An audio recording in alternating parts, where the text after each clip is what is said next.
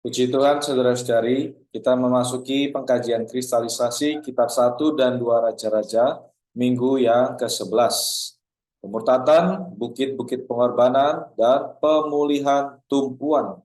Di mana berita ini, saudari, memiliki pembacaan Alkitab di dalam 1 Raja-Raja pasal 12 ayat 25 sampai 33, pasal 13 ayat 33 sampai 34, dan Ulangan pasal 12 ayat 2 sampai 18.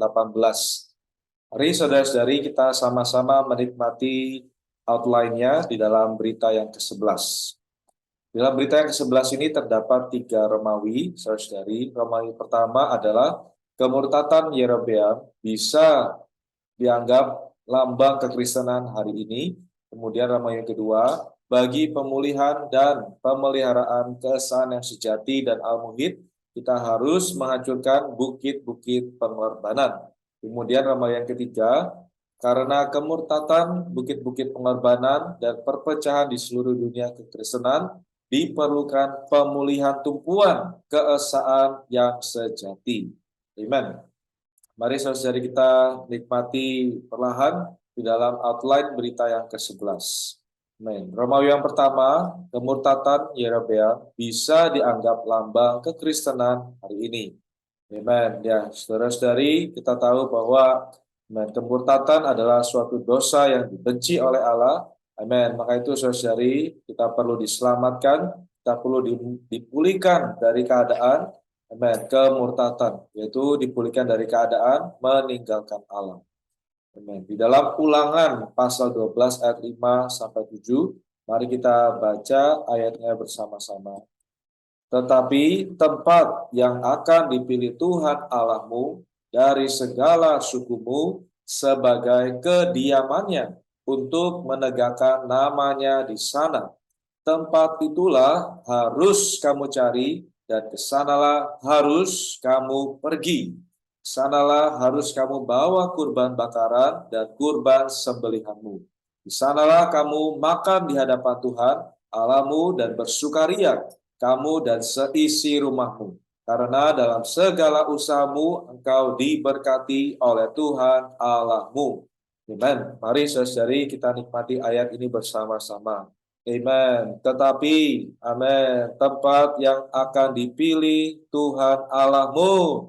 Amen. Oh, tempat yang akan dipilih Tuhan Allahmu. Amen. Haleluya. Tempat yang akan dipilih Tuhan Allahmu. Amen. Dari segala sukumu sebagai kediamannya. Amen. Sebagai tempat kediaman Allah. Amin. Untuk menegakkan namanya di sana. Amin. Haleluya. Amin. Allah. Amin. Memilih tempat. Amin. Allah. Amin. Sudah menentukan tempat kediamannya. Amin. Supaya namanya ditegakkan. Amin. Haleluya. Amin. Ke tempat itulah. Amen. Oh, ke tempat itulah. Amen. Saudara-saudari, ke tempat itulah. Amen. Harus kamu cari. Dan ke sanalah harus kamu pergi. Amen. Tuhan, amen. Kami, Tuhan, perlu sorotan terang surgawi. Tuhan, sehingga kami, Tuhan, boleh nampak jelas mengenai tempat yang Tuhan telah pilih. Oh, mengenai tempat kediaman-Mu. Tuhan, di mana namamu ditegakkan di sana. Oh Tuhan, oh hanya ke tempat itulah. Oh, kami seharusnya mencari. Tuhan, ke tempat itulah kami seharusnya pergi. Oh Tuhan, bawa kami Tuhan. Oh Tuhan, tidak mencari tempat yang lain. Oh, tidak pergi ke tempat yang lain. Oh Tuhan, pulihkan kami. Tuhan, belas kasihani kami Tuhan. Oh Tuhan, kiranya setiap saat, oh setiap waktu Tuhan, amen, kami boleh pergi, amen, tinggal, amen, ke tempat di mana Tuhan telah pilih. Terima kasih Tuhan, amen, haleluya, amen. Puji Tuhan.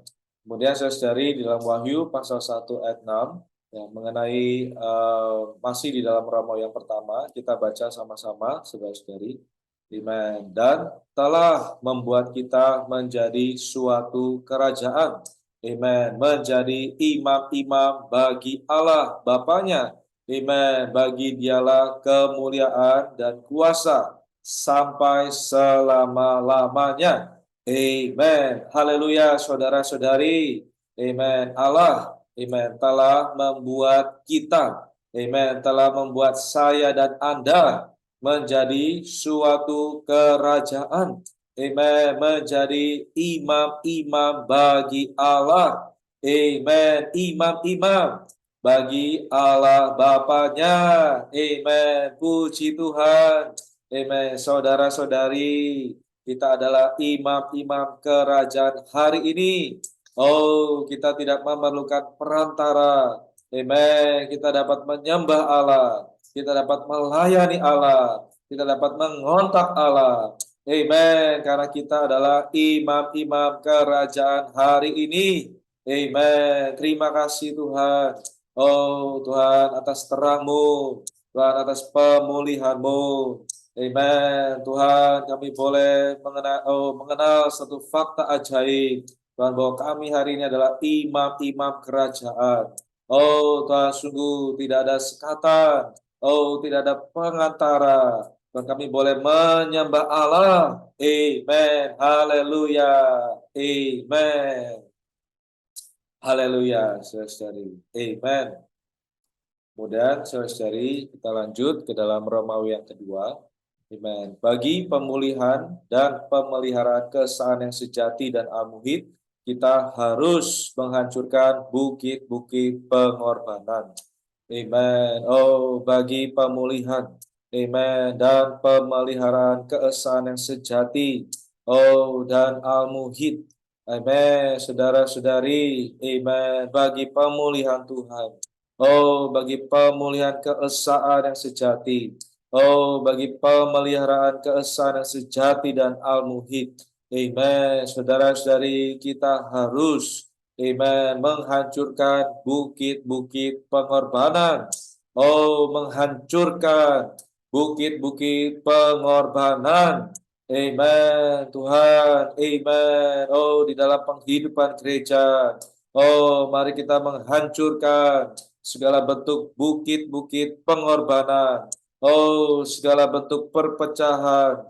Oh, segala bentuk ketidaksehatian. Oh, Tuhan, belas kasihani kami. Tuhan, sehingga kami, Tuhan, boleh tinggal di dalam keesaan yang sejati. Boleh tinggal di dalam keesaan yang sejati dan al-muhid.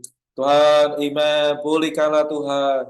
Oh, Tuhan, dari kerajaan. Oh, Tuhan, pulihkanlah Tuhan. Dari segala keadaan yang merosot. Dari segala keadaan perpecahan.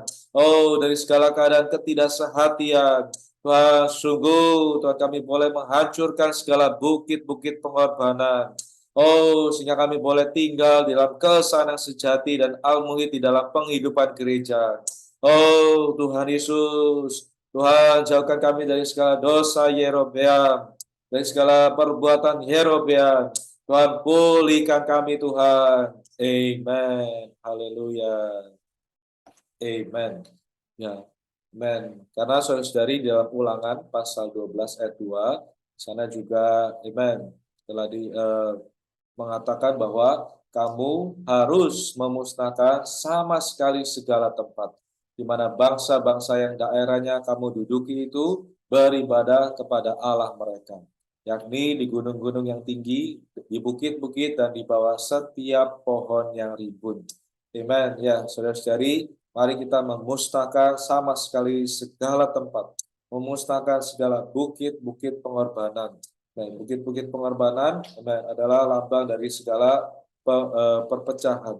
Amen, saudara-saudari. Amen. Kiranya Tuhan belas kasihani kita. Amen. Kita bisa dilepaskan, diselamatkan dari segala bentuk perpecahan. Kita perlu tinggal di dalam keesaan Allah yang sejati dan al-muhid. Amen. Amen, ya, karena dialah kepala tubuh, yaitu jemaat. Amen. Dialah yang sulung, yang pertama bangkit dari antara orang mati, sehingga dialah yang lebih utama dalam segala sesuatu. Amen. Haleluya. Benar Tuhan. Oh, sungguh Dikau adalah kepala tubuh. Oh, Tuhan, Dikau adalah kepala jemaat. Amen. Tuhan, Dikaulah kepala. Amen. Dari seluruh jemaat. Amen. Tuhan, amen. Jauhkan kami. Amin. Tuhan, dari segala ambisi. Tuhan, dari segala ego. Yang bisa menjadi perusak gereja. Tuhan, bela kami memandang kepadamu. Oh, yang adalah kepala tubuh, yang adalah kepala gereja. Amen. Haleluya. Amen. Puji Tuhan. Amen. Saudari, kemudian di Roma yang ketiga, membahas mengenai karena kemurtatan, bukit-bukit pengorbanan, dan perpecahan di seluruh dunia kekristenan, diperlukan pemulihan tumpuan keesaan yang sejati. Amen. Tuhan Yesus. Oh Tuhan. Amen. Benar Tuhan. Oh Tuhan, di tengah kemurtatan kekristenan hari ini.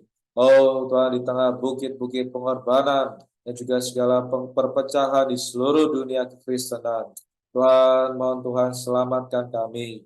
Oh Tuhan, juga kami berdoa.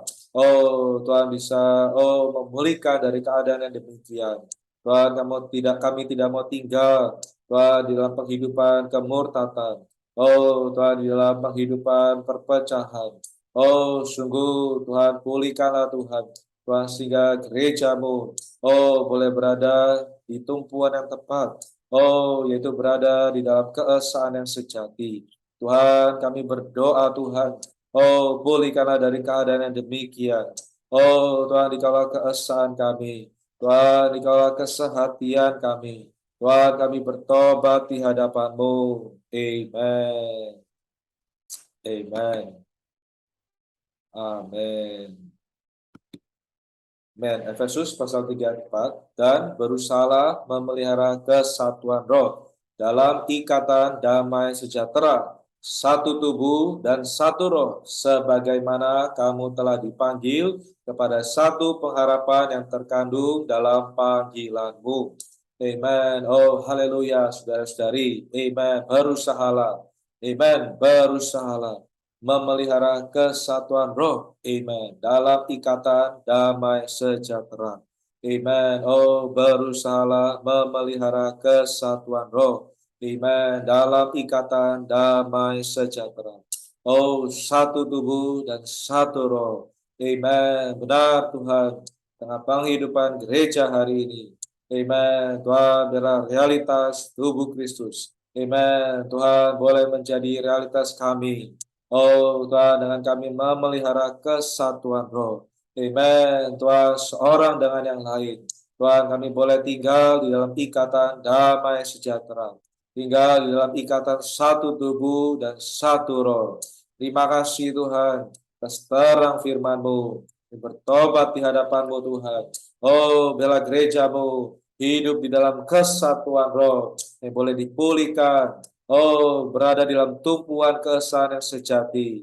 Tuhan Yesus, terima kasih Tuhan. Amen. Haleluya. Amen. Puji Tuhan, saudara-saudari, demikian panduan DBHT untuk berita yang ke-11. Puji Tuhan, mari saudara-saudari kita terus menikmati, amen, di dalam berita yang ke-11 hari demi hari, amen, sehingga kita bisa dipulihkan dari segala bentuk kemurtatan dan perpecahan. Oh, sehingga saudara-saudari di dalam tubuh Kristus, di dalam hidup gereja, saudara-saudari kita menempuh penghidupan satu roh, satu tubuh di dalam Kristus. Amen. Haleluya. Tuhan Yesus memberkati. Puji Tuhan. Selamat malam saudara-saudari sekalian. Kita kembali lagi dalam kelas pengayaan pelatihan sepenuh waktu Indonesia. Hari ini kita akan memasuki berita yang ke-11 dengan judul Kemurtatan, Bukit-bukit Pengorbanan, dan Pemulihan Tumpuan Keesaan yang Sejati. Sebelum kita memasuki, marilah kita sama-sama berdoa. Oh Tuhan Yesus, kami berpaling padamu Tuhan. Tuhan Yesus, kami bersyukur atas kesempatan yang baru. Biarlah hati dan roh kami terbuka Tuhan. Jadikan kami bejana yang kembali dikosongkan. Oh, Tuhan memiliki kedambaan yang tepat akan pemulihan-Mu, pemulihan keesaan yang sejati. Oh, Tuhan palingkan kami dari kemurtatan dan banyak peninggian akan hal-hal lain selain Engkau. Tuhan, kami terbuka padamu. Amin.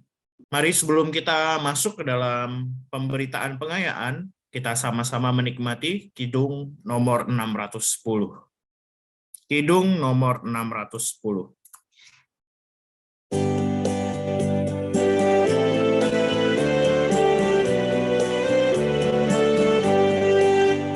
Bebaskan roh ini yang ku mau, antar sesama roh baur esa, menuntut bersama tanpa pamrih, lepas ego terbangun serasi.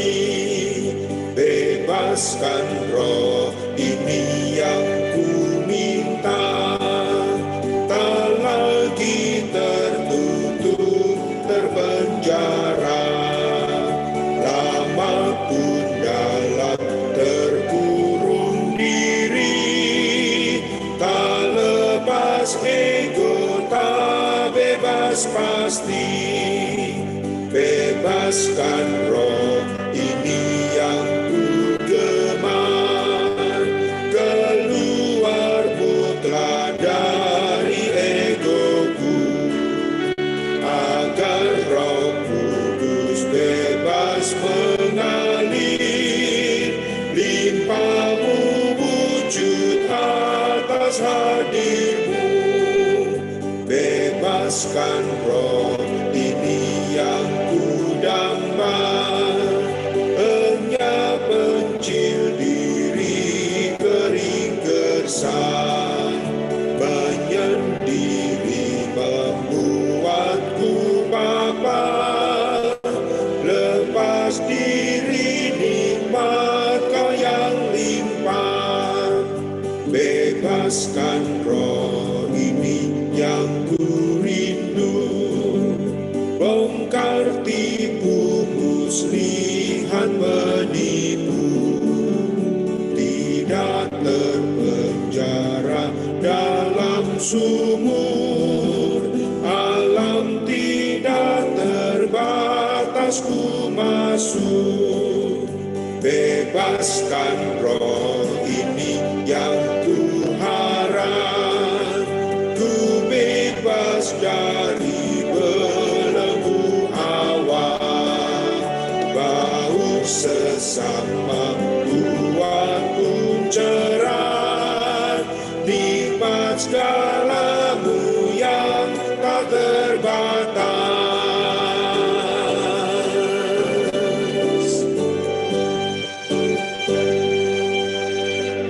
Puji Tuhan, mari kita sama-sama yang bisa membuka mic kita proklamirkan bait yang pertama. Bebaskan roh ini yang ku mau, antar sesama roh baur esa, menurut bersama pamrih, terbangun ego terbangun serasi. Saudara-saudari, kidung ini adalah kidung yang baik yang bisa kita nikmati dan kita masuki mungkin bagi yang baru pertama kali mendengar. Sangat baik karena dari setiap bab atau setiap baitnya, dari setiap baitnya ada hal-hal negatif yang ditanggulangi agar kita bisa sama-sama mendambakan realitas dari pembangunan. Di bait 1 kita damba dilepaskan, ditanggulangi dari ego. Bait 2 dari sifat yang tertutup, terpenjara, terkurung dalam diri, dari ego. Bait 3 dari diri juga, dari ego, agar Roh Kudus limpah mengalir. Bait 4 kita diselamatkan dari terpencil diri, dari kering, agar kita bisa lepas dari diri. Bait 5 kita dilepaskan, ditanggulangi dari tipu muslihat penipu, dari diri yang terpenjara.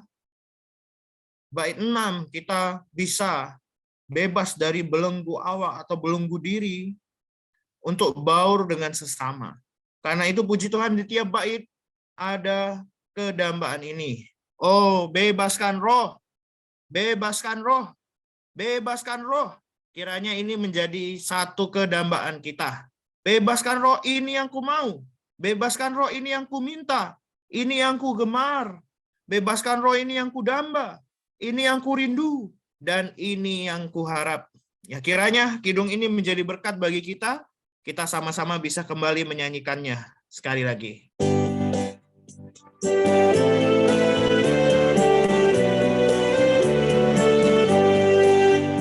Bebaskan roh, ini yang ku mau, antar sesama roh baur besar, menuntut bersama tanpa pamrih, lepas ego terbangun serasi. Bebaskan roh, ini yang ku minta, tak lagi tertutup terpenjara, lama pun dalam terkurung diri, tak lepas ego, tak bebas pasti. Bebaskan roh, ini yang ku gemar, keluar mutlak dari egoku, agar Roh Kudus bebas mengalir, limpahmu wujud atas hadirmu. Bebaskan roh, ini yang ku damba, hanya pencil diri kering gersang, menyendiri membuatku papa, lepas diri nikmat kau yang limpah. Bebaskan roh, ini yang ku rindu, bongkar tipu muslihat menipu, tidak terpenjara dalam sumur, alam tidak terbatas ku masuk. Bebaskan roh, ini yang ku harap, ku bebas dari belenggu awak, baur sesama buatku cerah, nikmat segalamu yang tak terbatas.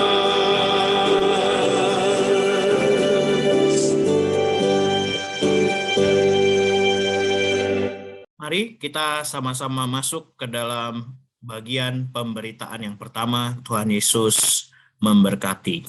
Puji Tuhan, saudara-saudari. Baiklah, sebelum kita memasuki berita yang ke-11, kita mempersiapkan diri kita terlebih dahulu. Ya, saya ajak saudara-saudari bisa bersama-sama berdoa, walaupun dalam keadaan mic yang tertutup. Ya, amin. Tuhan Yesus, Tuhan Yesus, Tuhan, kami bersyukur kepadamu Tuhan. Malam hari ini kembali Engkau mengumpulkan kami bersama-sama untuk mendengarkan beritamu yang ke-11 ini. Tuhan, beri kami telinga seorang murid. Beri kami satu hati, satu roh yang terbuka bagi pemberitaanmu ini. Terima kasih Tuhan. Biarlah kami memiliki satu hati yang waspada terhadap segala perusakan dari musuh, segala perpecahan yang ditimbulkan oleh musuh di samping ekonomi ilahi-Mu. Tuhan, penuhi kami dengan kebenaran-kebenaran-Mu. Penuhi kami dengan hayat-Mu untuk bisa menangkal segala tipu muslihat musuh ini. Oh Tuhan Yesus, terima kasih Tuhan. Tuhan, biarlah melalui berita ini kami semua dapat lebih waspada terhadap strategi musuh yang merusak gereja-Mu ini. Terima kasih Tuhan. Kami juga serahkan jaringan internet maupun listrik di tempat kami masing-masing agar tidak menjadi kendala bagi kami semua. Haleluya. Amin.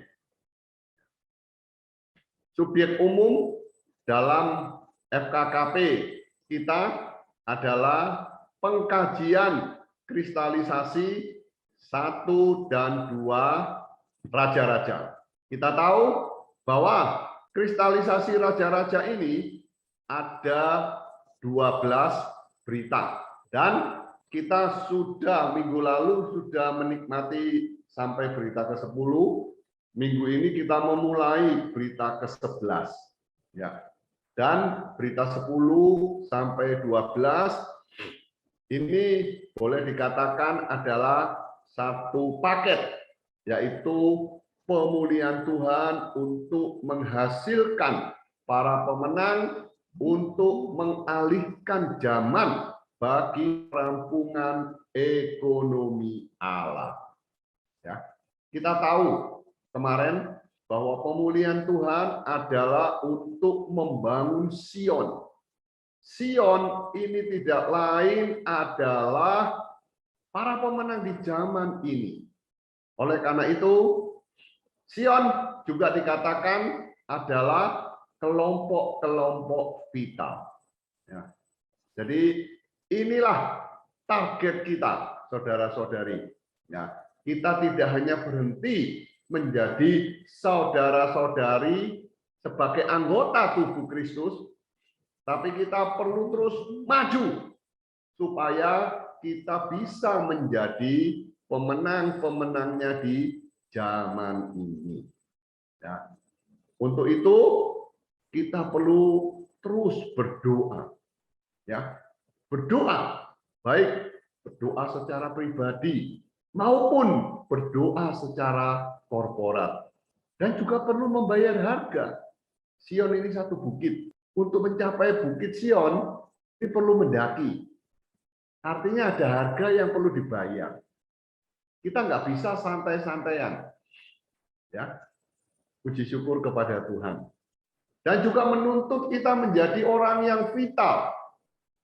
Vital ini berarti hidup dan aktif. Dan kita juga terus berlatih dalam kehidupan pemenang. Kita berlatih menempuh hidup dalam roh perbauran. Ya, puji Tuhan. Ya, dan untuk bisa menjadi pemenang, saudara-saudari, kita perlu menerapkan Mazmur 133. Ya, yaitu kita perlu hidup dalam keesaan.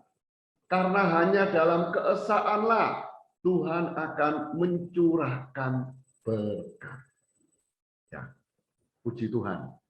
Saudara-saudari, berita di pasal 10 ini boleh dikatakan berita yang sangat mulia, sangat tinggi. Ya, kita mendaki puncak Sion.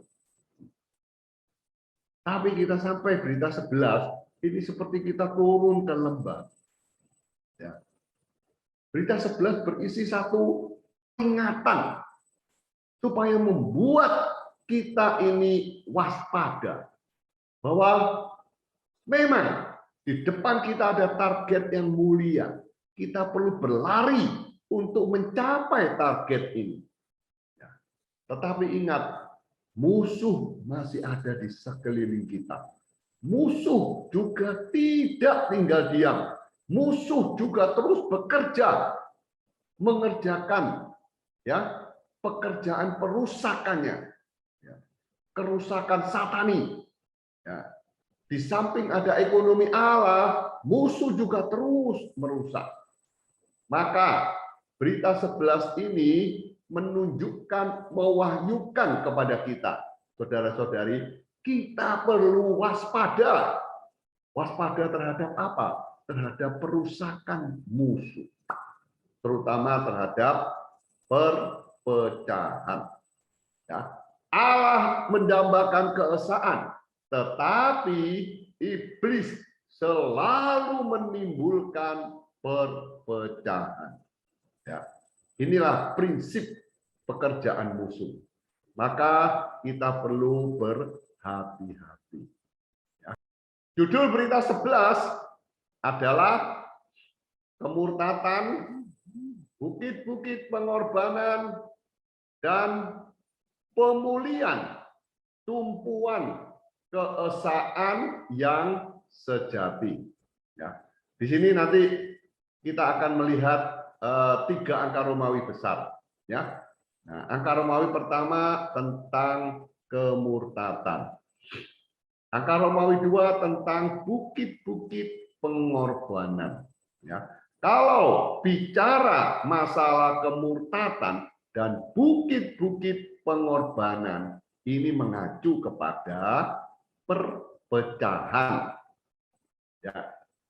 Nah, ini merusak tumpuan keesaan yang sejati. Nanti kita akan melihat kisah dari Yerobeam. Yerobeam ini si tukang murtad, si tukang pemecah belah ini. Betapa Allah membenci Yerobeam ini. Nah, saudara-saudari, sebenarnya apa yang jalan yang ditempuh oleh Yerobeam ini adalah sejarah kekristenan selama 2000 tahun ini. Selama 2000 tahun, sejarah kekristenan adalah sejarah perpecahan. Dan perpecahan ini sudah menjadi satu sistem, tersistematisasi. Sehingga orang sulit keluar dari sistem ini. Bahkan ada orang yang sudah nyaman di dalam sistem ini. Ini bahaya. Jadi perpecahan ini adalah sesuatu yang sudah berakar, berurat di dalam kekristenan. Inilah yang akan ditunjukkan dalam berita 11. Inilah yang perlu kita waspadai. Saya memberikan ilustrasi, saudara-saudari mengenai kamar bawang. Jadi kalau saya misalnya berada di satu ruangan yang penuh dengan bawang putih, otomatis badan saya ini baunya bau bawang. Tapi kalau saya berada di kamar yang penuh dengan bawang, saya tidak merasa bahwa tubuh saya penuh dengan bawang. Tubuh saya sekarang berbau bawang. Namun, ketika saya keluar dari kamar bawang ini, barulah saya merasa, wah, tubuh saya kok baunya demikian ya, bau bawang semua ini. Nah, puji Tuhan. Semoga kita melalui berita 11 ini, kita bisa keluar dari kamar bawang perpecahan. Kita sadar bahwa perpecahan ini adalah sesuatu yang dibenci oleh Tuhan. Puji Tuhan, sehingga kita kembali kepada pemulihannya.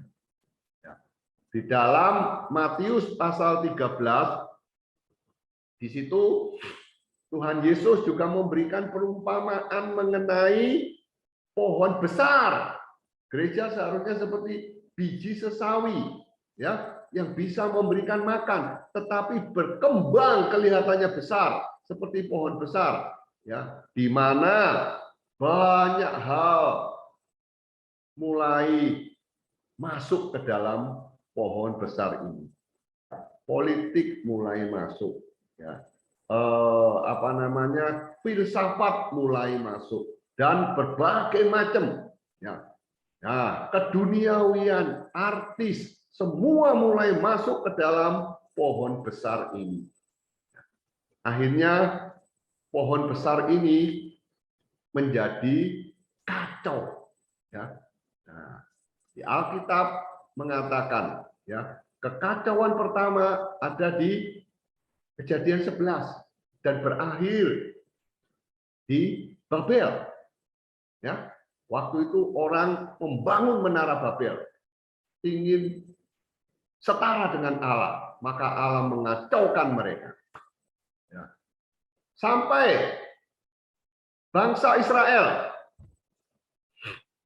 mereka juga terpecah. Ya, akhirnya mereka tertawan ke Babel, ke Mesir, ke Syria. Ya.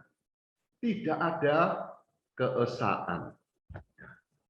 Maka saudara-saudari, sekali lagi, biarlah ini menjadi satu peringatan kita yang serius. Ya. Kita boleh berdoa kepada Tuhan. Kita boleh memproklamirkan, Tuhan, aku tidak mau mengambil jalan Yerobeam. Aku tidak mau murtad. Aku hanya mau jalan-Mu, Tuhan. Ya. Tuhan, Kau juga hancurkan bukit-bukit pengorbanan di dalam hatiku. Ya. Berhala-berhala di hatiku, biarlah Engkau hancurkan. Biarlah ini bisa menjadi tekad kita, doa kita bersama-sama.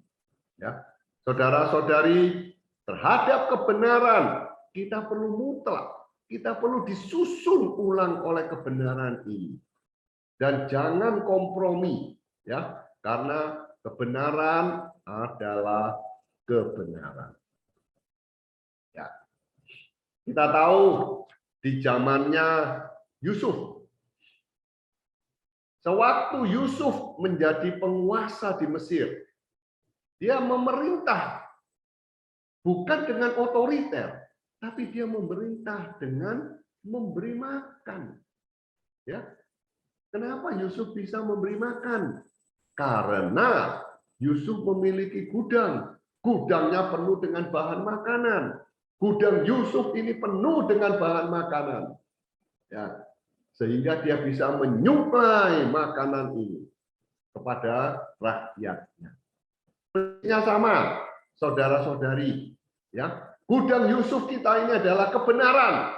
Biarlah kita memiliki banyak gudang Yusuf, banyak kebenaran yang tersusun, sehingga kita tidak mudah diombang-ambingkan oleh angin pengajaran, oleh berbagai perpecahan.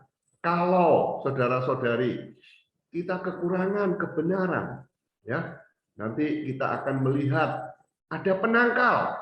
Ya, penangkal dari kekacauan perpecahan ini, yaitu hayat dan kebenaran. Jadi kita perlu dipenuhi hayat dan kebenaran. Di Roma 14, Paulus juga mengatakan kepada orang-orang Roma di situ, siapa yang makan, makanlah untuk Tuhan. Siapa yang tidak makan, tidak makanlah untuk Tuhan. Seseorang menganggap hari tertentu penting, biarlah ia lakukan untuk Tuhan. Seseorang yang tidak menganggap hari tertentu penting, biarlah ia tidak lakukan itu juga untuk Tuhan. Ya, asal segalanya dilakukan untuk Tuhan, ya, Paulus mengizinkannya, ya, supaya tidak terjadi perpecahan. Pada waktu itu ada potensi perpecahan karena sebagian orang berprinsip boleh makan ini, sebagian lagi berprinsip tidak boleh makan itu.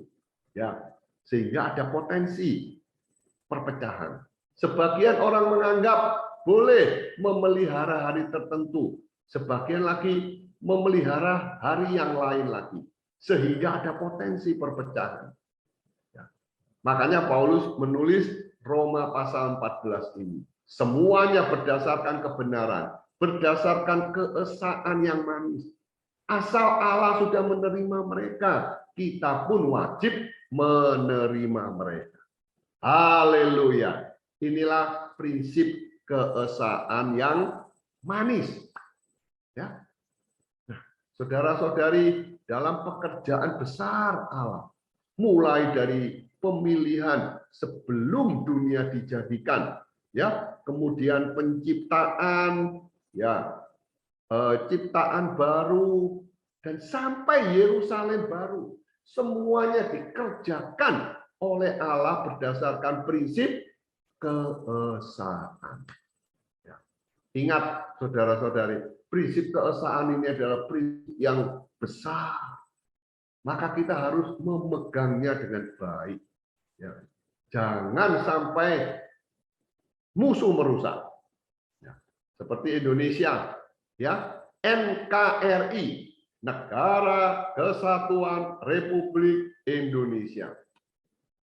Ya, kita semua warga negara Indonesia, ya, harus melindungi NKRI. Ya, begitu ada unsur pemecah, maka pemerintah bersama tentara yang akan membereskannya. Nah, ini di aspek duniawi. Di aspek dunia sangat menghargai kesatuan, keesaan. Ya. Mereka tahu, dunia juga tahu. Begitu terpecah, kekuatannya akan runtuh. Begitu Israel terpecah, maka Israel pada saat itu bukanlah, boleh katakan bukanlah negara adidaya. Seperti zamannya Daud, zamannya Salomo. Mereka menjadi negara yang lemah. Negara yang bisa dicabik-cabik. Akhirnya mereka tertawan. Puji Tuhan, ya, saudara-saudari, walaupun mereka tertawan, Tuhan tetap mengerjakan pilihannya. Ya, kita tahu 70 tahun setelah itu ada sebagian kembali ke Babel, kembali ke tanah perjanjian. Ya, akhirnya dari keturunan mereka lah lahirlah juru selamat. Yesus lahir di Bethlehem. Ya, tanpa kembalinya orang Israel ke tanah perjanjian, mustahil Yesus bisa lahir di Bethlehem. Ya. Puji Tuhan, ya, biarlah kita semua nampak perkara ini, ya. Oke, kita mulai lihat, ya, di angka Romawi pertama, kemurtatan Yerobeam bisa dianggap lambang kekristenan hari ini. Seperti yang saya katakan di depan, perpecahan di dalam kekristenan sudah berada dalam satu sistem, satu organisasi. Sedangkan Tuhan menghendaki gereja ini adalah gereja yang organik, gereja yang penuh dengan hayat, penuh dengan kehidupan. Maka kita dari sini kita bisa melihat betapa pentingnya, ya, hayat ini bertambah di dalam kita, supaya kita bisa berbagian dalam pertumbuhan, ya, pembangunan tubuh Kristus yang organik, keluar dari organisasi. Ya. Organisasi bisa atau berpotensi besar untuk terjadi perpecahan. Ya. Tetapi sesuatu yang organik itu selalu menjaga keesaan. Ya. Tubuh kita ini organik, saudara-saudari. Ya. Saling menjaga. Tangan saya menjaga kaki saya. Supaya apa? Supaya tidak terlepas dari tubuh. Ya. Demikian juga anggota tubuh yang lain. Inilah organik. Inilah hayat. Ya. Poin A. Kemurtatan berarti meninggalkan jalan Allah dan mengambil jalan yang lain untuk mengikuti hal-hal selain Allah. Dan ini adalah melakukan segala sesuatu bagi ego di bawah nama Yesus Kristus dan di bawah jubah menyembah Allah. Ya, Yerobeam mengatakan kepada umatnya, ya, bukan menganjurkan untuk meninggalkan Allah. Yerobeam mengatakan kepada rakyatnya harus menyembah Allah, ya, tetapi menyembahnya dengan cara yang palsu dan setani. Ya. Bukan menyembah dengan cara alam, dengan jalan Allah. Jadi sebenarnya banyak orang yang mengaku menyembah Allah, tetapi faktanya mereka menyembah berhala. Jadi sebenarnya Yerobeam itu membawa orang Israel bukan menyembah Allah, tapi menyembah berhala. Ya, dengan jalan merusak tumpuan keesaan yang sejati. Ya. Yerobeam ini adalah politikus yang ulu. Dia mencampur adukkan politik dengan agama. Ya. Untuk apa? Supaya perpecahan. Supaya rakyatnya tidak tidak kembali kepada Rehabeam. Ya. Oke, kita akan melihat apa yang dilakukan Yerobeam selanjutnya. Ya. Kemurtatan Yerobeam terangkum, ya, terdiri dari 5 hal. Ya.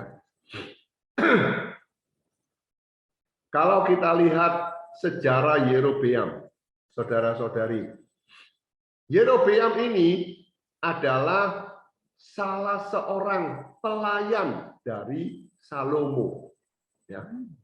Nah, tentunya saya rasa dia orang yang smart, orang yang pandai. Ya, dia juga punya leadership yang baik. Ya. Makanya dia bisa memimpin 10 suku untuk ikut padanya ini. Ya. Tetapi, ya ada tetapinya. Walaupun dia smart, pandai, pinter, dia punya leadership kepemimpinan yang baik, ya. Tapi dia memiliki ambisi. Nah, ya, dia tahu dia bukan apa-apa. Dia bukan anak raja. Ya, yang anak raja itu Rehabeam. Yang menjadi raja adalah Rehabeam. Dia punya ambisi. Apa ambisinya? Dia ingin menjadi raja. Dia ingin memiliki kerajaan sendiri. Ya, ya. Nah, dari ambisinya inilah mulai timbul perpecahan. Ya. Saudara-saudari, pelajaran rohani apa yang bisa kita lihat di sini? Ya. Dari zaman ke zaman, ambisi, ya, inilah yang menyebabkan perpecahan. Kalau kita lihat Salomo, ya, itu karena hawa nafsu, akhirnya berujung perpecahan. Yerobeam, ambisi, juga berujung perpecahan. Saudara-saudari, kita tidak bisa menganggap menyalahkan Yerobeam. Sebenarnya prinsip Yerobeam, kalau tidak hati-hati, juga ada di dalam kita masing-masing. Ya. Ada orang yang memiliki ambisi, ya, memiliki kerajaannya sendiri, pelayanannya sendiri.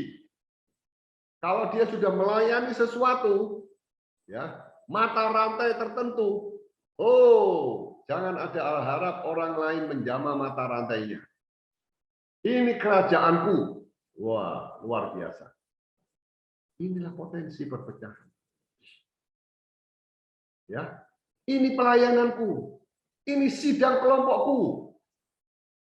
Hanya saya yang boleh mengatur. Ini bahaya, saudara-saudari. Biarlah ini tidak terjadi di gereja. Walaupun saya mengetahui di Indonesia ini perlu belas kasih Tuhan. Ada beberapa tempat, baik kota besar, kota kecil, dusun, ya, benih-benih perpecahan sudah mulai nampak di sana. Ada yang bahkan yang memecahkan roti sendiri. Ini sangat bahaya. Biarlah ini menjadi satu peringatan bagi kita, supaya kita dipulihkan keesaannya, saudara-saudari. Ya, jadi peringatan di berita 11 ini sebenarnya terutama bukan untuk orang luar. Ini adalah konsolidasi ke dalam. Peringatan bagi kita semua. Oke. Yang pertama adalah Yerobeam membuat 2 patung anak lembu emas berhala, menaruh yang satu di Betel dan yang lain di Dan, untuk mengalihkan orang-orang dari penyembahan di Yerusalem. Karenanya melanggar pengaturan Allah tentang memiliki satu pusat penyembahan yang unik di negeri kudus untuk menjaga keesaan bangsa Israel. Ya,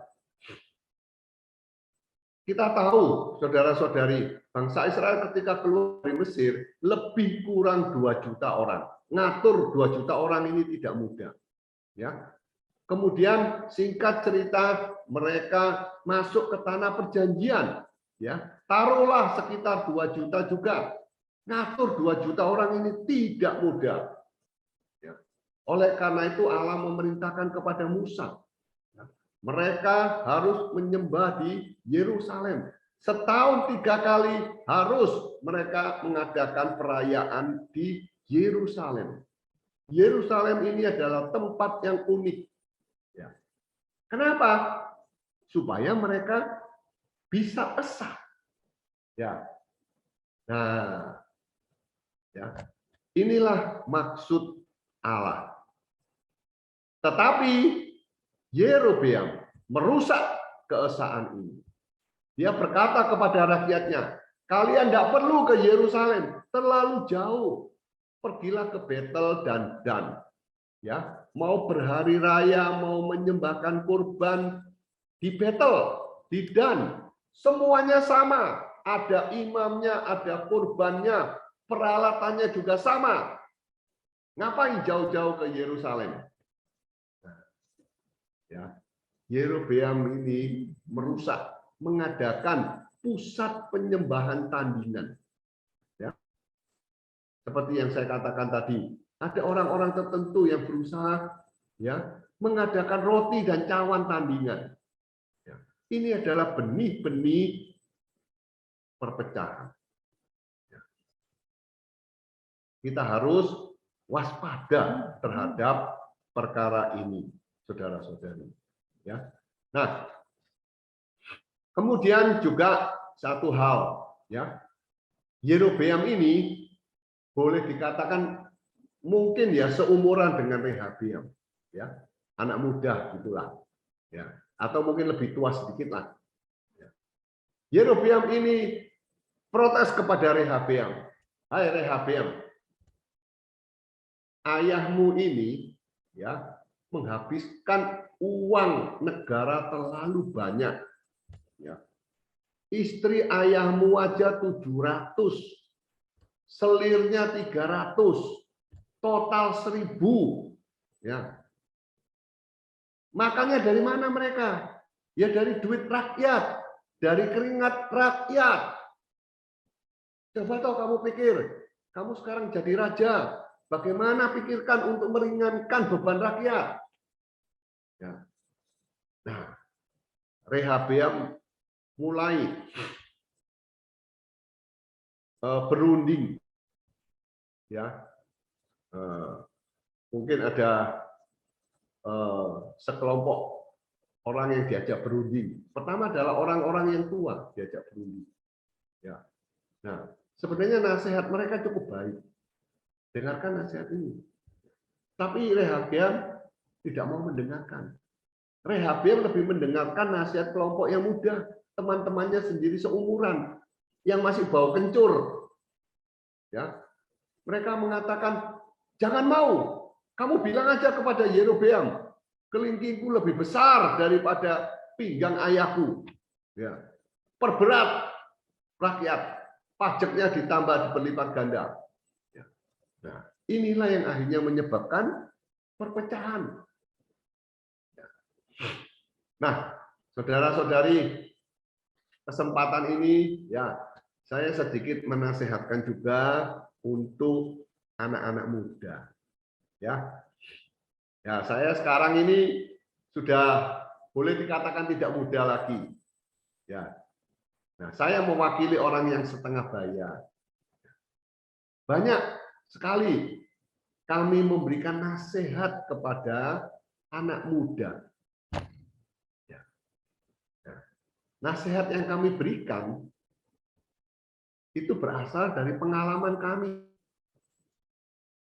Kalau kalian anak muda hanya mendengarkan nasihat seumuran kalian, kalian tidak mendengarkan yang lebih senior, ya, pastikan kalian akan menempuh jalan yang salah.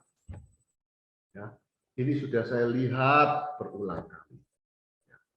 Oleh karena itu, sekali lagi, ya, terhadap kaum muda perlu mendengarkan nasihat bagi saudara-saudari dari saudara-saudari yang lebih senior. Ya. Oke, kembali ke poin 1 ini. Ya, salah satu alasan ya Yerobeam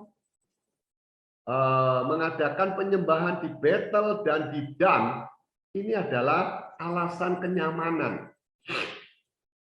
Dia bilang kepada rakyatnya, kalian tidak perlu ke Yerusalem, jauh, makan berapa hari perjalanan. Ya, oleh karena itu di setting ya 2 tempat. Ya, yang dekat Betel pergilah ke Betel, yang dekat Dan pergilah ke Dan. Ya, lakukanlah penyembahan kepada Allah kita di Betel dan di Dan. Di situ ada patung anak lembu emas, berhala lagi.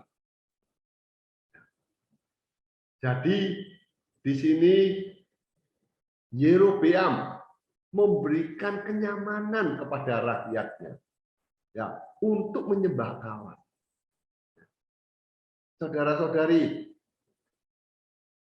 kenyamanan ini kadang-kala juga bahaya loh. Ya. Jadi selama COVID kita mungkin ya terlalu nyaman kali ya online. Ya. Sehingga ketika gereja memutuskan onsite, maka ada beberapa yang mulai protes. Saya tetap online saja lah. Ya. Saya lihat ada beberapa lokal juga yang ya apa namanya, kolaborasi, ya masih hibrid, ya udah, onsite, ada yang online. Tapi saya lihat beberapa lokal juga sudah strict, ya nggak bisa. Gereja sudah memutuskan harus onsite, tidak ada online lagi. Ya. Akibatnya yang nyaman ya malah nggak datang. Malah rata-rata tingkat kehadiran lokal itu sejak mulai COVID ya mulai menurun. Karena apa? Karena nyaman. Sudah berada dalam zona nyaman. Maka saudara-saudari hati-hati. Kalau kita selalu berada dalam zona nyaman, ya perlu keluar dari zona nyaman ini untuk menyembah Allah yang sejati, untuk menjaga keesaan yang sejati. Ya, oke, kita lanjut. Ya, poin yang kedua, Yerobeam membangun kuil di bukit-bukit pengorbanan dan menetapkan imam-imam dari kalangan rakyat umum yang bukan dari suku Lewi. Lihat ya, nanti kita akan melihat khusus mengenai bukit-bukit pengorbanan. Ya, nah, ini semua yang dilakukan Yerobeam ya, mirip perintah Musa, mirip. Tapi sebenarnya ini menyimpang. Ini jalan yang palsu, jalan yang setani. Ya. Imam seharusnya dari suku Lewi, tapi ini dari orang yang bukan suku Lewi. Ya. 3. Yerobeam juga menetapkan hari raya pada hari ke-15 dalam bulan ke-8. Bulan yang dia rencanakan dalam hatinya sendiri, seperti perayaan yang ada di Yehuda. Artinya apa? Yerobeam ini seenaknya sendiri menetapkan perayaan ini. Perayaan sudah ditetapkan oleh Allah melalui Musa. Harinya dalam bulan keberapa. Tetapi Yerobeam menetapkan sendiri. Ya. Ini sudah kacau. Ingat, dalam perpecahan ada banyak kekacauan. Ya. Nah, kita lihat yang keempat, Yerobeam mempersembahkan kurban-kurban di atas mezbah di Betel kepada anak lembu yang dia buat, dan dia menempatkan di Betel imam-imam bukit-bukit pengorbanan. Ya, nah ini dia membuat semirip mungkin ya mezbah yang di Yerusalem. Kelima, Yerobeam naik ke mezbah walaupun dia bukanlah seorang imam. Ya, wah ini kesalahannya sudah luar biasa. Ya, sudah double kesalahan dari dosa dari Yerobeam. Makanya Allah terus mengingatkan, jangan berbuat seperti Yerobeam, dosa Yerobeam bin Nebat. Dosa Yerobeam bin Nebat. Ya, sedikitnya ada sekitar 20 kali Allah menyebut, memperingati kepada umatnya. Ya, ini berarti menunjukkan betapa seriusnya dosa Yerobeam bin Nebat, yaitu dosa perpecahan. Ya, puji Tuhan. Oke. Nah, kemurtatan Yerobeam menjadi dosa yang serius yang menyebabkan seluruh keluarganya dihancurkan di bawah penghakiman Allah, dan pada akhirnya membuat Israel dibawa ke penawanan. Ya, jadi di pandangan Allah dosa Yerobeam ini sangat serius, ya, sehingga apa? Seluruh keluarganya dihancurkan. Ya. Tidak ada keluarganya yang dikuburkan secara benar. Kalau nggak salah hanya satu. Ya. Jadi ini satu peringatan yang serius. Ya. Saudara-saudari, ya, ini peringatan bagi kita semua. Terutama yang namanya ambisi. AMBISI. Sangat berbahaya. Ya, ambisi kita harus diletakkan di atas salib. Jangan berambisi untuk mendirikan kerajaan sendiri. Supaya aku ditinggikan. Tidak boleh orang lain yang menjamannya. Ini akan berpotensi kepada perpecahan. Yang D, pusat penyembahan yang didirikan oleh Yerobeam hari ini sebenarnya adalah pusat ambisi. Ya, ini sudah saya beritakan tadi. Ya, semoga saudara-saudari kita bukanlah Yerobeam hari ini. Coba kita sama-sama proklamirkan, ya, walaupun dalam keadaan mute. Tuhan Yesus, aku tidak mau menjadi Yerobeam hari ini. Tuhan Yesus, aku tidak mau menjadi Yerobeam ini. Semoga Tuhan mendengarkan doa, proklamir kita semua. Ya. Poin E, semua orang beriman dalam Kristus dijadikan imam-imam bagi Allah. Tetapi kekristenan yang merosot telah membangun satu sistem, membuat bagi mereka suatu hierarki antara kaum patri, kependetaan, dan kaum awam. Ini adalah praktek yang harus kita benci dan abaikan. Ya, jadi selain perpecahan, musuh juga menerapkan strategi yang lain, yaitu membunuh fungsi tubuh. Ya. Seharusnya yang menjadi imam, Alkitab mengatakan kita adalah imamat yang rajani. Ya. Kita semua, setiap kaum beriman, berhak melayani Allah. Ya. Tetapi musuh membangun satu sistem, satu hierarki. Yang boleh melayani ini adalah orang dari golongan patri, ya, yang namanya mungkin pendeta, penginjil, romo, dan sebagainya. Kaum awam tidak boleh melayani. Jadi ada gap, ada jarak, ya. Inilah yang dilakukan oleh kaum Nikolaus di Wahyu. Ya. Praktek ini yang Tuhan benci. Ingat, kita tidak membenci orang per orang, saudara-saudari. Ya. Saudara, mereka yang dalam kekristenan, mereka adalah saudara-saudari kita yang kekasih. Kita harus mengasihi mereka. Ya. Tetapi praktek organisasi mereka yang menyebabkan adanya perpecahan, adanya hierarki, ini yang dibenci oleh Tuhan. Apa yang dibenci oleh Tuhan, kita pun wajib membenci dan meninggalkannya. Ya. Puji Tuhan. Oke. Ya. Nah, setelah kita melihat A sampai F, A sampai E ini, wah, semua negatif. Ya. Haleluya. Ada poin F, ada poin G. Inilah pemulihan Tuhan hari ini. Ya. Ini yang perlu kita perhatikan hari ini. Ya.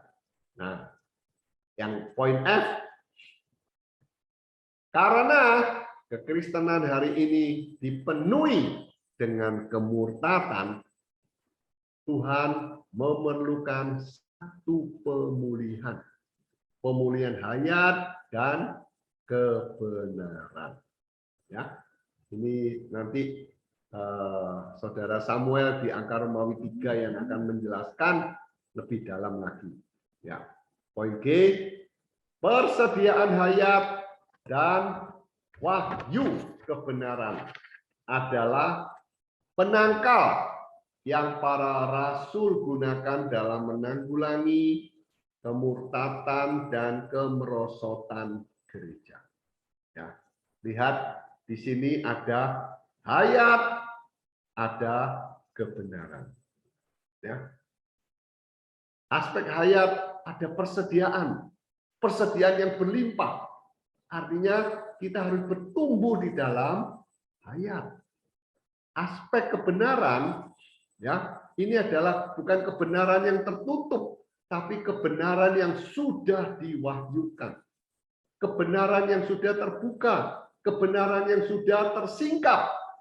Ya, puji Tuhan, di dalam pemulihan Tuhan kebenaran sudah tersingkap melalui pelajaran hayat, Alkitab versi pemulihan, dan buku-buku ministry yang lain. Sebenarnya ini adalah penangkal yang sejati dari kemurtatan kekristenan hari ini, dari perpecahan. Ya, puji Tuhan, ada penangkalnya. Jangan khawatir, saudara-saudari.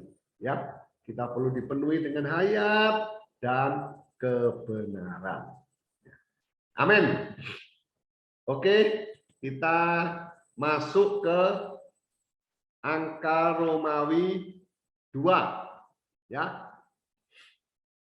Bagi pemulihan dan pemeliharaan keesaan yang sejati dan al-muhib, kita harus menghancurkan bukit-bukit pengorbanan.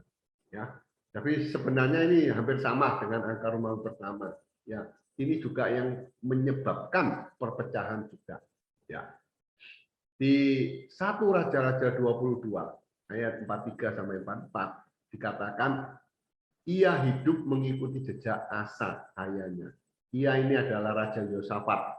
Ya, ia tidak menyimpang daripadanya dan melakukan apa yang benar di mata Tuhan. Hanya bukit-bukit pengorbanan tidak dijauhkan. Orang masih mempersembahkan dan membakar korban di bukit-bukit itu. Saudara-saudari, ketika saya baca ayat ini, saya juga nggak habis pikir. Ya, Asa ini raja yang baik, Yosafat juga raja yang baik. Makanya saya pilih nama Yosafat. Ya, tidak menyimpang, melakukan apa yang benar di mata Tuhan. Tetapi ya, hanya di situ mereka atau raja-raja ini, baik Asa maupun Yosafat, tidak menjauhkan, tidak menyingkirkan bukit-bukit pengorbanan. Artinya orang-orang masih menyembah berhala di sana. Ya, kenapa ya? Mereka kok sulit sekali menyingkirkan bukit-bukit pengorbanan. Ya, mungkin karena ini sudah berpuluh-puluh tahun, sudah jadi semacam budaya. Ya, saya katakan tadi sudah berakar, berurat dalam kehidupan orang Israel, sehingga sulit dijauhkan. Ya, ini bahaya sekali. Ya. Nanti kita akan melihat ya, apa bukit-bukit pengorbanan ini, ya, dan bagaimana kita bisa menjauhkannya. Poin A dikatakan bukit-bukit pengorbanan adalah tempat di mana orang kafir menyembah berhala-berhala mereka. B. Ketika bangsa Israel memasuki negeri Kanaan untuk mendudukinya, Allah memerintahkan mereka untuk menghancurkan semua bukit-bukit pengorbanan milik bangsa-bangsa itu. Ya. Mungkin saudara-saudari, inilah penyebabnya. Kenapa kok bukit-bukit pengorbanan masih ada? Ya. Karena bangsa Israel tidak menghancurkan total, tidak menghancurkan tuntas. Ya. Mungkin bukit-bukit pengorbanan ini diukir sangat indahnya. Ya. Sayang, eman kalau dihancurkan. Ya. Akibatnya apa? Ini merusak bangsa Israel. Bangsa Israel juga larut dalam penyembahan berhala. Ya. Wah, ini sangat disayangkan, saudara-saudari.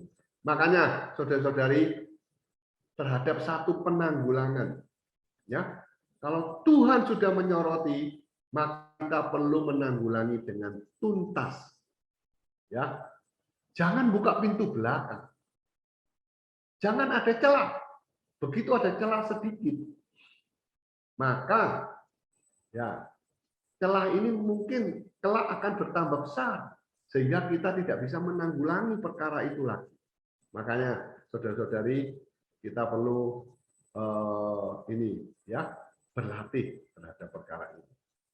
Berikutnya poin C, bukit pengorbanan adalah satu tempat tinggi, sesuatu yang ditinggikan mengatasi tingkat umum. Ya, Kolose 1 ayat 18, ialah kepala tubuh, yaitu gereja. Ialah yang sulung, yang pertama bangkit dari antara orang mati, sehingga ia yang lebih utama dalam segala sesuatu. Jadi yang lebih utama adalah Kristus sendiri. Ya. Ingat, timbulnya denominasi-denominasi itu karena mengutamakan satu kebenaran tertentu. Ada yang mengutamakan baptis, timbullah denominasi baptis. Ada yang menonjolkan bahasa lidah, bahasa roh, timbullah Pentakosta, dan yang lain-lainnya. Ya. Siapa yang harus ditinggikan? Hanya Kristus. Ya. Puji Tuhan, dalam pemulihan kita hanya meninggikan Kristus. Ya. Amin. Oke. Ya. D. Catatan pembangunan bukit-bukit pengorbanan di bawah pimpinan Salomo dan Yerobeam memiliki makna rohani. Ini ditulis bagi petunjuk rohani kita. Tentunya petunjuk rohani di sini bukan teladan yang positif, ya, tapi satu peringatan bagi kita. Ya. Nah, kita harus, ya, saudara-saudari, kita harus menghancurkan segala sesuatu yang bukan gereja bersama Kristus. Ya. Jadi yang ditinggikan hanya Kristus. Tidak boleh ada kebenaran-kebenaran tertentu yang ditinggikan setara dengan Kristus. Ya. Kita harus berada di dalam kehidupan gereja untuk menikmati Kristus sebagai kekayaan negeri yang baik. Ya. Kalau kita kekurangan kenikmatan, maka akan berpotensi perpecahan. Ya. Oke, kita lanjut. Poin terakhir, ya. Penghancuran bukit-bukit pengorbanan mencakup 3 hal utama. Ya. 1, secara rohani kita harus menghancurkan setiap tempat selain gereja dan setiap nama selain nama Kristus. Ini berarti kita harus menghancurkan kebudayaan, watak, temperamen, kebiasaan, karakteristik alamiah, kesukaan, latar belakang agama, dan sebagainya. Segala sesuatu yang merusak keesaan yang sejati. Ya. Semua perlu dihancurkan. Hanya tinggal apa? Kristus dan gereja. Untuk menggenapkan perkataan dalam Kolose 3 ayat 11, setiap tempat lain harus sepenuhnya dihancurkan. Dalam hal ini, tiada lagi orang Yunani atau orang Yahudi, orang bersunat atau orang tak bersunat, orang barbar atau orang skit, budak atau orang merdeka. Tetapi Kristus adalah semua dan di dalam segala sesuatu. Ya, saya rasa ini sudah cukup jelas. 3, kehidupan gereja telah melemah karena kurangnya kerelaan untuk menghancurkan bukit-bukit pengorbanan. Dalam gereja Tidak boleh ada apapun selain Kristus. Kristus harus menjadi semua dan di dalam segala sesuatu. Ya, jadi saudara-saudari, kita harus punya kerelaan, harus punya tekad untuk menghancurkan. Ini ya. Kalau tidak, masih tersisa ada sesuatu yang ditinggikan di dalam diri kita, maka ini akan menghambat keesaan, akan merusak keesaan. Ya, kita perlu melatih tekad kita untuk menghancurkan bukit-bukit pengorbanan secara tuntas. Ya, puji Tuhan. Nah, saudara-saudari, sekali lagi, ya, dari berita 11 ini adalah satu peringatan kepada kita supaya kita waspada bahwa musuh terus menyerang, terutama di aspek perpecahan. Dan serangan ini bukan hanya dari luar, tapi banyak dari dalam, dari internal sendiri. Oleh karena itu, kita perlu waspada terhadap strategi musuh yang merusak gereja ini. Ya, puji Tuhan, pembicaraan saya sampai di sini. Maaf mungkin agak terlalu panjang. Selanjutnya akan diteruskan oleh saudara Samuel. Ya, puji Tuhan. Puji Tuhan, kita percaya bahwa melalui latar belakang yang negatif dari kemurtatan dan bukit-bukit pengorbanan ini, hati kita damba dan juga membara akan satu keperluan pemulihan Tuhan. Di dalam kita, kiranya kita sama-sama memustikakan kesempatan bagi kita mempersembahkan diri di dalam Kristus dan gereja. Mari kita lanjutkan sebelum ke pemberitaan kedua dengan satu kidung.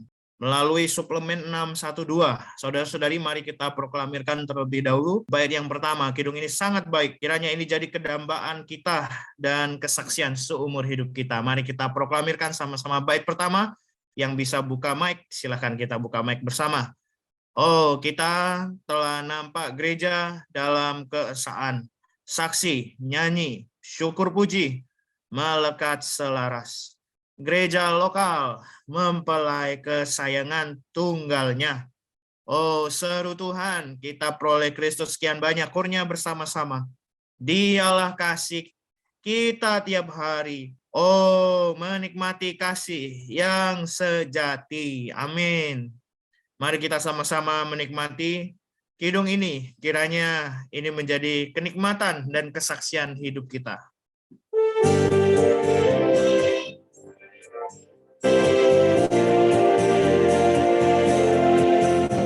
Kita telah nampak gereja dalam keesaan, saksi nyanyi syukur puji melekat selaras.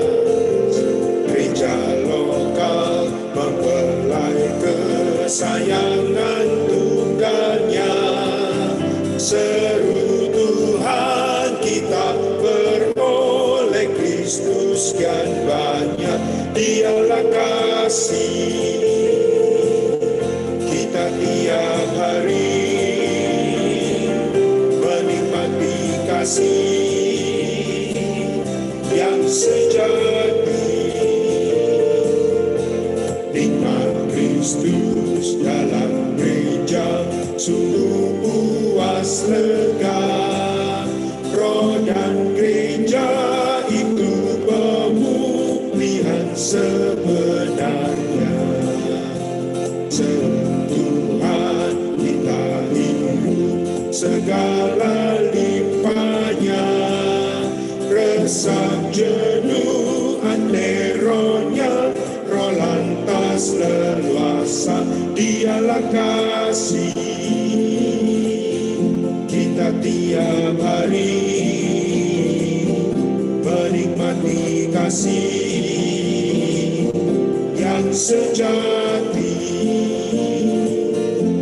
Arus kasih dari tahta menyegar meningkat, mesra mulia tak kepala kita nikmati semua.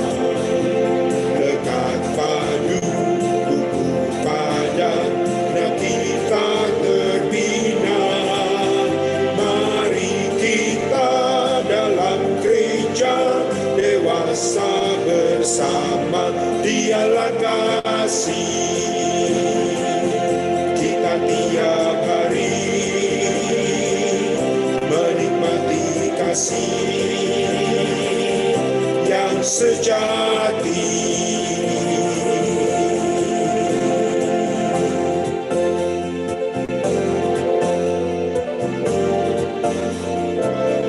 Puji Tuhan, mari kita melanjutkan bagian pemberitaan yang kedua. Tuhan memberkati. Amin. Puji Tuhan, Saudara Syari, salam sejahtera bagi kita semua. Terima kasih kepada Saudara Albion dan juga Saudara Yosafat yang telah membuka di dalam berita yang ke-11 di dalam pengkajian kristalisasi kitab 1 dan 2 Raja-Raja. Saudara Syari, di dalam berita yang ke-11 ini, seperti yang telah dipaparkan oleh saudara kita, judul daripada berita ini adalah perkara kemurtatan, bukit-bukit pengorbanan, dan pemulihan tumpuan keesaan yang sejati.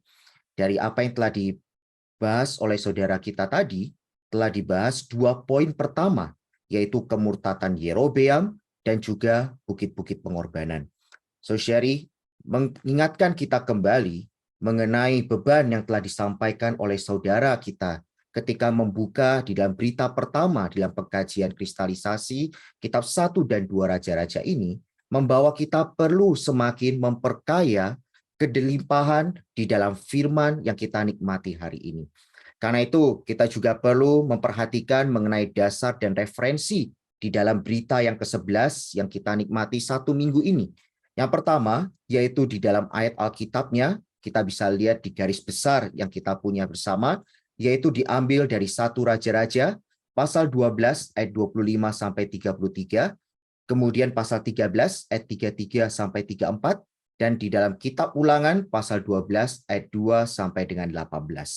Kemudian juga ada buku referensi yang perlu kita baca, yaitu buku Tumpuan Keesaan yang Sejati bab 8 dan ke-9, kemudian juga pelajaran hayat kitab 1 dan 2 Raja-Raja, berita ke-8 dan berita yang ke-23.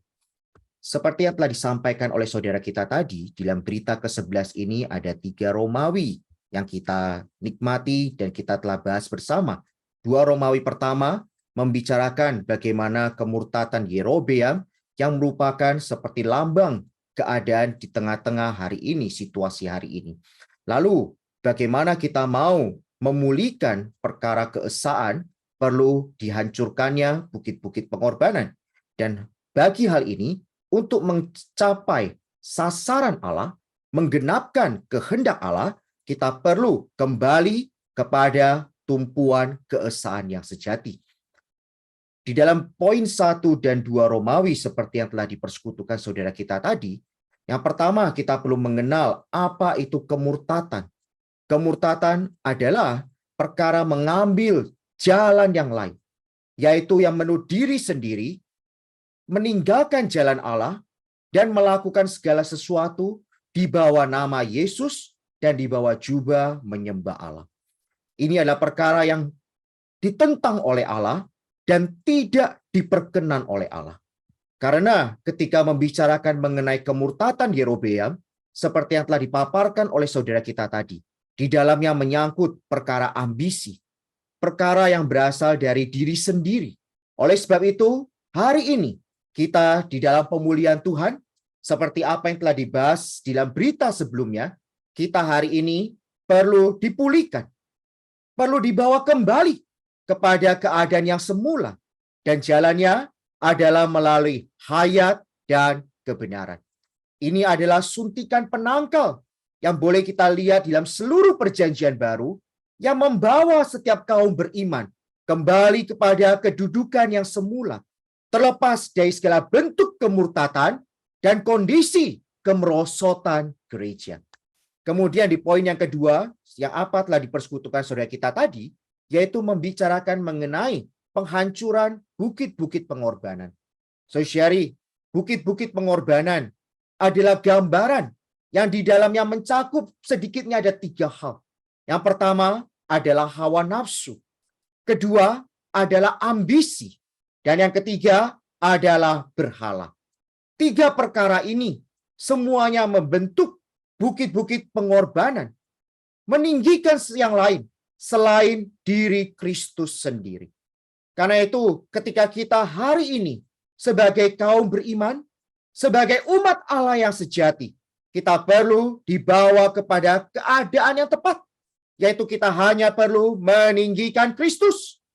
Kita harus menghancurkan segala bukit-bukit pengorbanan yang ada di atas diri kita, yang menyangkut tempat, gambar, dan nama.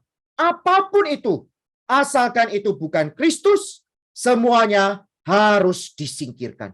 Semuanya harus dihancurkan.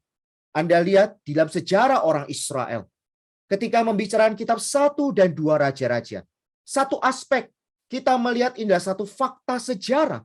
Bagaimana kondisi orang Israel. Mereka tidak bisa mempertahankan apa yang telah Allah berikan kepada mereka. Allah memberikan warisan tanah permai, yaitu melambang daripada Allah sendiri, sebagai kelimpahan, kenikmatan yang perlu mereka nikmati dan mereka alami. Namun ketika kita melihat sejarah raja-raja yang ada dalam kitab 1 dan 2 Raja-Raja, mereka gagal mempertahankan apa yang Allah berikan. Kerajaan Israel, mereka ditaklukkan oleh bangsa Asyur. Ini seharusnya menjadi peringatan bagi kerajaan Yehuda. Namun mereka juga tetap jatuh. Mereka juga tetap gagal. Sehingga akhirnya mereka semua ditawan di Babel. Saudari, hal ini sangat menyedihkan di hati Allah. Kenapa? Karena ketika orang Israel mereka ditawan, mereka telah kehilangan tumpuan keesaan yang sejati.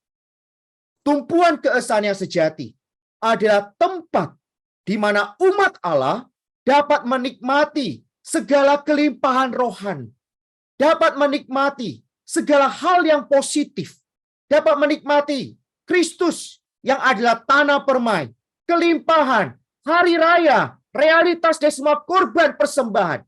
Namun ketika mereka ditawan, mereka kehilangan semuanya ini. Namun saudari, berita ini sekali lagi perlu mengingatkan kita kembali, yaitu kita perlu dibawa kembali kepada apa yang ada di dalam hati Allah, yaitu perlu dipulihkan kepada tumpuan keesaan yang sejati. Di dalam kitab Ulangan, sebelum orang Israel mereka masuk ke dalam tanah permai, Musa sudah memberikan peringatan. Ketika mereka masuk ke dalam negeri itu, mereka harus menghancurkan semua bukit-bukit pengorbanan, semua mezbah-mezbah yang menyembah ilah-ilah lain. Tujuannya agar semua bangsa Israel mereka dapat menyembah Allah, beribadah kepada Allah di tempat yang telah ditentukan oleh Allah adalah tumpuan keesaan itu sendiri. Saudari, di dalam 3 Romawi kita bisa melihat karena kemurtatan dan bukit-bukit pengorbanan serta perpecahan yang ada di antara orang Israel, akhirnya ada satu kondisi diperlukannya pemulihan tumpuan keesaan yang sejati. Di poin 3 Romawi saudari ada 4 poin yang akan dibahas. 2 poin pertama adalah membicarakan perkara mengenai keesaan yang sejati. Keesaan yang sejati ini harus kita lihat dari sudut pandang yang sesuai dengan Alkitab. Bukan menurut konsepsi kita, tapi seturut dengan wahyu ilahi dalam perjanjian baru. Tumpuan gereja adalah tumpuan keesaan yang sejati dan disusun atas 3 unsur. Yang pertama adalah keesaan tubuh Kristus. Unsur yang kedua adalah tumpuan unik dari lokalitas. Dan yang ketiga adalah realitas roh keesaan. Kemudian di poin keduanya kita bisa melihat bagaimana gereja adalah tubuh Kristus yang organik. Gereja kita bisa lihat sebagai tubuh Kristus yang disusun dari tiap-tiap anggotanya. Semuanya terlihat di dalam satu keesaan. Saudari, kenapa? Karena keesaan ini sumbernya adalah dari diri Allah sendiri. Dan Allah Tritunggal adalah keesaan itu. Esensinya, sifatnya, ekspresinya, fungsinya, semua ternyatakan berasal dari diri Allah sendiri. Kemudian di poin C, kita akan melihat mengenai keesaan yang sejati. Keesaan ini adalah keesaan yang al-muhit, komprehensif, mencakup semua hal yang positif. Ketika keesaan, tumpuan keesaan ini dipulihkan, maka saudari, semua hal yang positif juga turut dipulihkan. Dan kita perlu bersyukur karena kita ini dalam pemulihan Tuhan, kita ada satu visi yang jelas. Karena itu visi ini harus mengendalikan seluruh hidup kita. Di dalam hidup kita hari ini, jangan ada perkara kemurtatan. Jangan ada bukit-bukit, tempat-tempat yang kita tinggikan, yang menggantikan Kristus. Kita perlu dipulihkan, dipelihara di dalam keesaan yang al-muhid dan yang sejati. Saudari, bukit-bukit pengorbanan adalah sumber dari segala kedosaan. Dan bukit pengorbanan adalah lambang perpecahan hari ini. Ketika dikatakan bukit pengorbanan sumber segala dosa, sumber aneka ragam kedosaan, maka perpecahan jugalah sumber dari dosa. Hari ini kita perlu diperlihatkan. Hal ini menjadi peringatan bagi kita agar di tengah-tengah kita jangan kehilangan tumpuan keesaan yang sejati. Ketika tumpuan keesaan hilang, Anda lihat sejarah Israel. Ini menjadi peringatan bagi kita hari ini. Ketika mereka kehilangan tumpuan keesaan, maka segalanya hilang. Mereka tidak bisa berhari raya. Mereka tidak bisa mempersembahkan korban kepada Allah. Di tanah pembuangan apa yang mereka lakukan? Mereka hanya meratap dan berdoa kepada Allah. Saudara sekalian, semua unsur itu hilang. Kelimpahan tanah permai, negeri yang baik, mesbah hari raya, semuanya hilang. Namun, ketika keesaan sejati dipulihkan, ketika mereka beribadah kepada Allah di tempat yang ditentukan, yaitu di Gunung Sion pilihan Allah, maka saudari, semua hal yang positif, semua hal yang indah dapat mereka alami, dapat mereka nikmati. Tidak ada hal yang lebih memuaskan daripada tumpuan keesaan. Kita mau ada penyertaan Allah hari ini, saudari. Kita perlu dibawa kepada pemulihan tumpuan keesaan yang sejati. Setelah orang Israel mereka kembali, saudari, Anda lihat mereka bisa menikmati semuanya. Di poin 3 Romawi, karena kemurtatan, bukit-bukit pengorbanan dan perpecahan, maka diperlukan pemulihan tumpuan keesaan yang sejati. Dasar ayat Alkitab yang bisa kita lihat di dalam Efesus pasal 4 ayat 2 sampai 6 dan ayat 13. Saya di sini menggarisbawahi 2 kalimat penting, saudari. Yang pertama adalah memelihara kesatuan roh.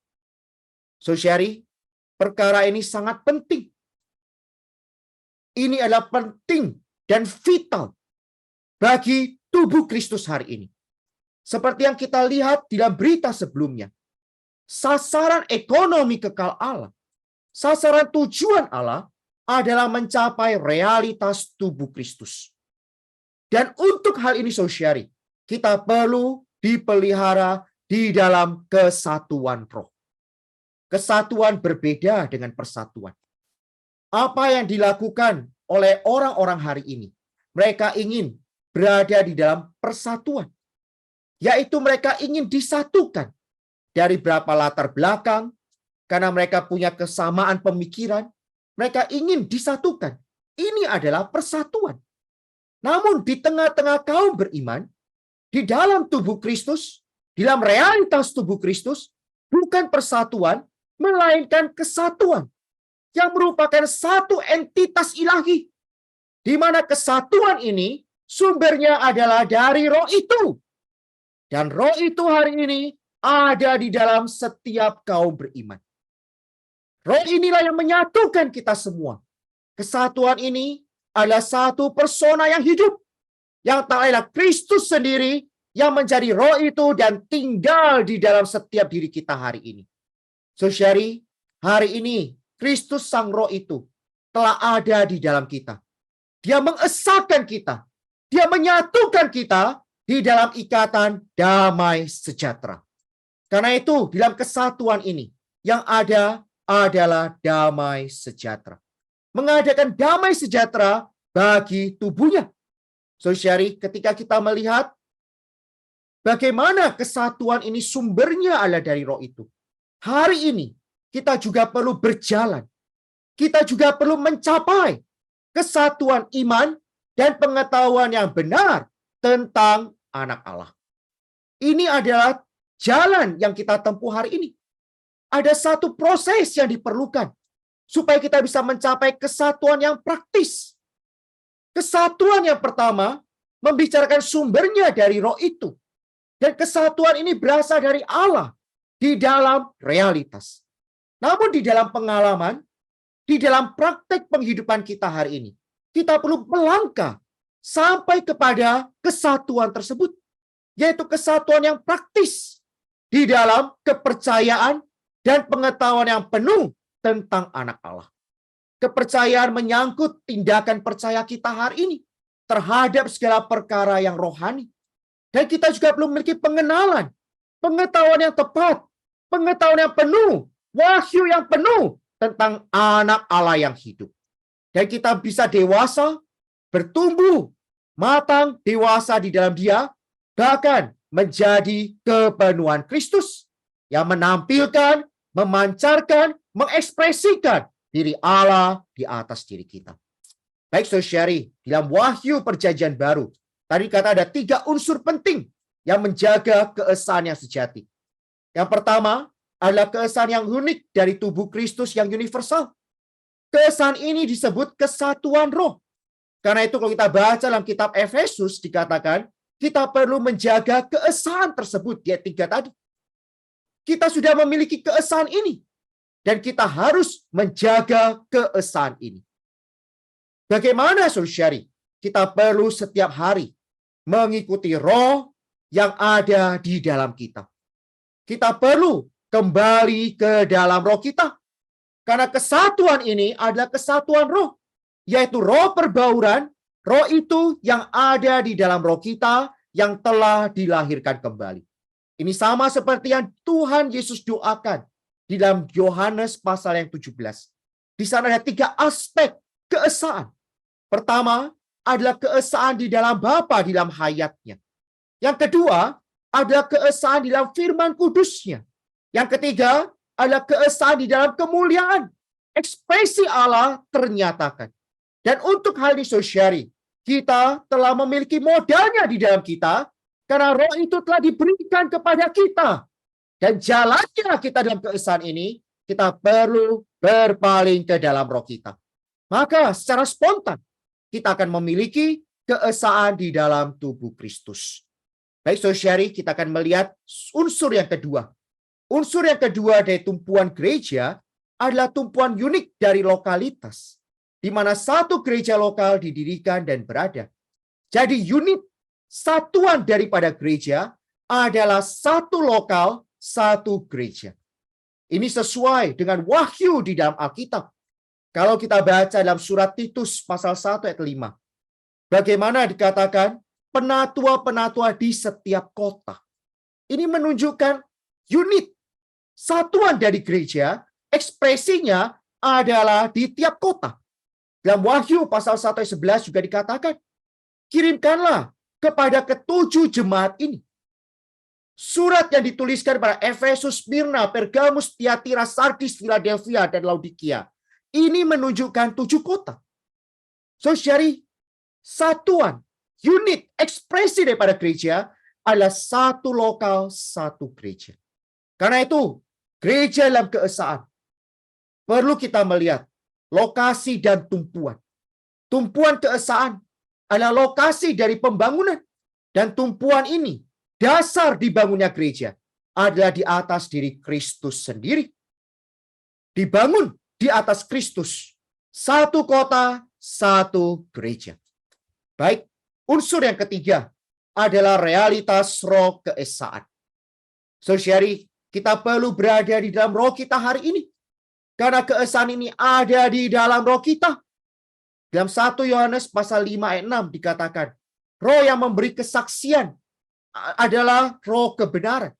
Roh adalah kebenaran, membawakan realitas segala apa adanya Allah kepada kita. Kita mau di dalam keesaan, roh itulah realitasnya. Dalam Yohanes pasal 6 ayat 13 juga dikatakan, roh kebenaran yang memimpin kita ke dalam seluruh kebenaran.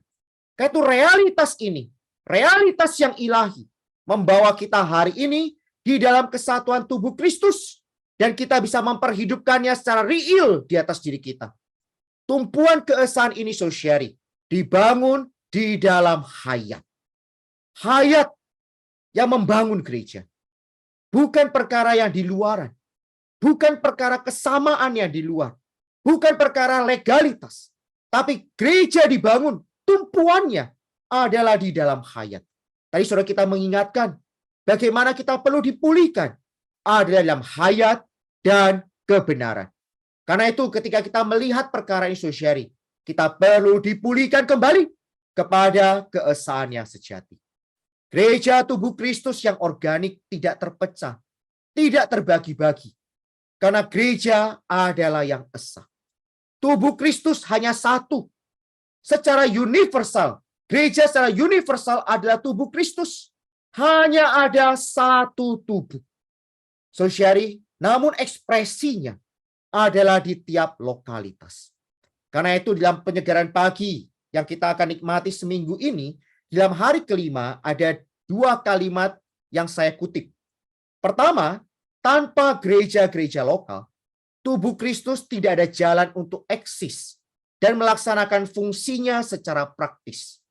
Yang kedua, pembangunan suatu gereja lokal bukan hanya bagi pembangunan dirinya sendiri secara lokal, tetapi bagi pembangunan seluruh tubuh Kristus secara universal.